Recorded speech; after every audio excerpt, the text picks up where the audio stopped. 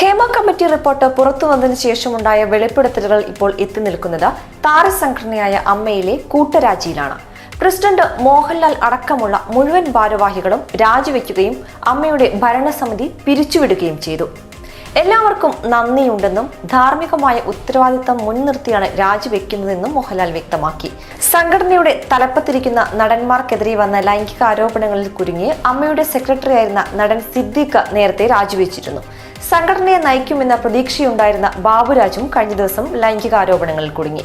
ഇതോടെ സംഘടനയ്ക്കുള്ളിൽ അഭിപ്രായ ഭിന്നത രൂക്ഷമായിരുന്നു. അമ്മയിലെ പ്രമുഖർക്കെതിരെ തന്നെ വന്ന ആരോപണങ്ങളിൽ സംഘടന സമ്മർദ്ദത്തിലുമായി. കഴിഞ്ഞ ദിവസം പൃഥ്വിരാജ് നടത്തിയ വാർത്താ സമ്മേളനവും സംഘടനയുടെ വൈസ് പ്രസിഡന്റ് ജഗദീഷിന്റെ പ്രസ്താവനയും താരസംഘടനയെ പ്രതിസന്ധിയിലാക്കിയിരുന്നു.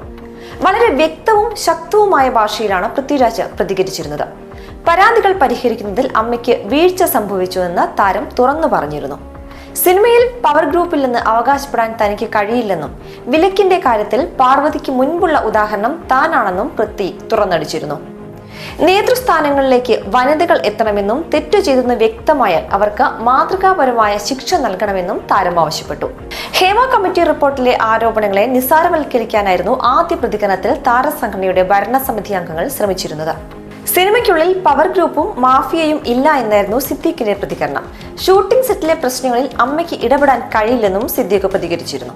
എന്നാൽ ഇതിനെതിരെ അമ്മയുടെ വൈസ് പ്രസിഡന്റായ ജഗദീഷ് തന്നെ രംഗത്തെത്തി.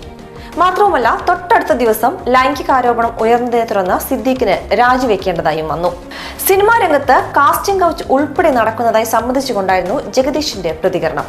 ഇതിന് പിന്നാലെ ഉർവശി, ശ്വേതാ മേനോൻ, ജയൻ ചേർത്തല തുടങ്ങിയവരും എതിർപ്പ് പരസ്യപ്പെടുത്തി രംഗത്തെത്തിയിരുന്നു. അതേസമയം ഭിന്നത രൂക്ഷമായ അമ്മയിൽ പിളർപ്പ് ഒഴിവാക്കാനാണ് പ്രസിഡന്റ് മോഹൻലാൽ അടക്കമുള്ള ഭരണസമിതി ഭാരവാഹികളെല്ലാം രാജിവെച്ചതെന്നും പറയുന്നുണ്ട്.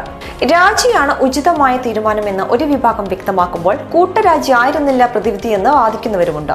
സംവിധായകന്മാരായ Ranjith, Tulsidas, V K Prakash, നടന്മാരായ Siddique, Riyas Khan, Baburaj, Mukesh, Jayasurya, Maniyanpilla Raju, Idavela Babu, production കൺട്രോളർമാരായ Noble, Vichu, പരസ്യചിത്ര സംവിധായകൻ ശ്രീകുമാർ മേനോൻ തുടങ്ങിയവർക്കെതിരെയാണ് ആരോപണവും പരാതികളും ഉയർന്നത്.